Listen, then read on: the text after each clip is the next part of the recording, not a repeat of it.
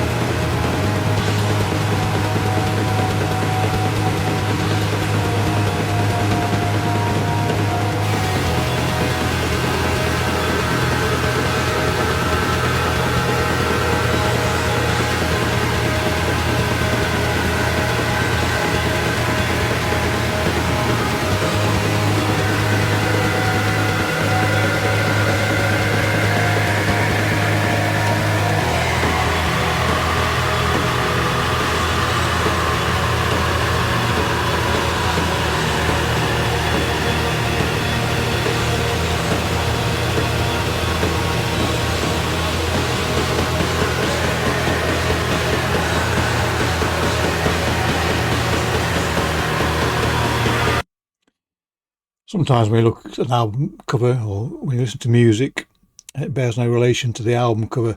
But here, I think you can say that so far, at least, the two go together perfectly. There is a greyness to this. Not say it's not without colour, but there's a greyness to it, and there's it's slightly amorphous and almost behind a veil. There's a brittleness and vulnerability to it, a lightness, I suppose, that means that it needs handling with care. It reminds me a bit of those glass droplets that I can't know what it's called now. No, for life I can't remember what they're called. There's a term for them, but basically they are very, very strong. You can hit them with a hammer and all sorts, but if you get a set of pliers and twist, they fragment into a million pieces, and that's the sort of sense I get with this album. There is that sort of thin ice aspect to it, but it's not weak sounding. It just gives you it's just the way the material sounds to me.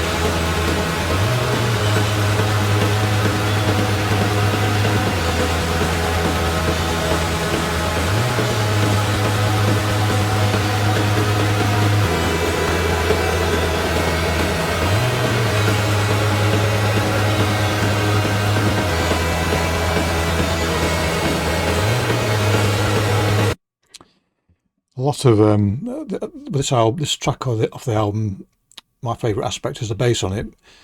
It's rich and rounded, and it reminds me of the sort of early days of goth rock. Some of the bands there, that sort of the bass lines they used to use. This is probably stronger, but it does remind me of those. Some of the, for life I can't remember the bands because I wasn't into goth rock at all. But the venues I used to visit as a youth would play a lot of gothy sort of music alongside the punk that I was listening to. Yes, and there was the guitars, the melodies in the guitar remind me a little bit of those times as well, although again not emphatically, just a hint more than anything else. And it all sounds somewhat skyborne.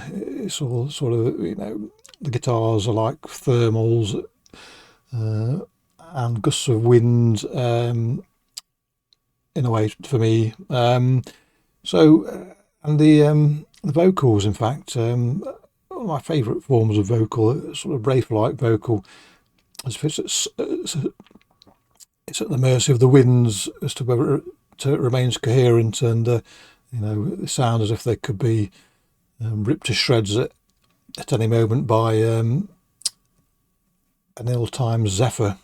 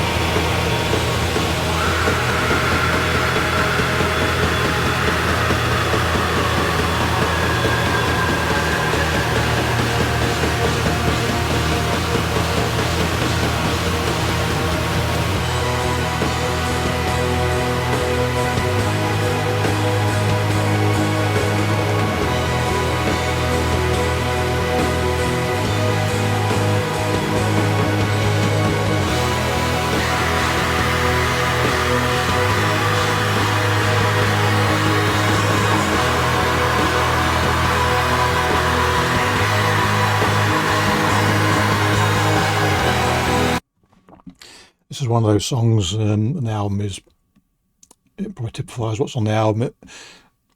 As you know, I prefer things to be a rush from start to finish, and although this has a sprightliness to it for the most part, I don't begrudge at all the slower aspects on this track or album because of the atmosphere. There is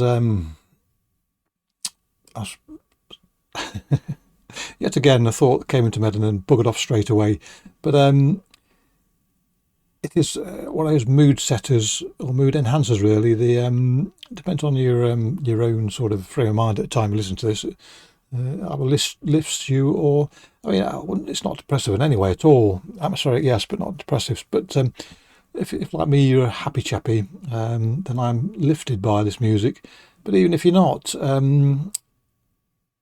you are comforted by it. I don't think you'd ever be brought down by it in any way. So even if you're not in a particularly buoyant mood at any particular time, this would comfort you, be a blanket around your shoulder, really.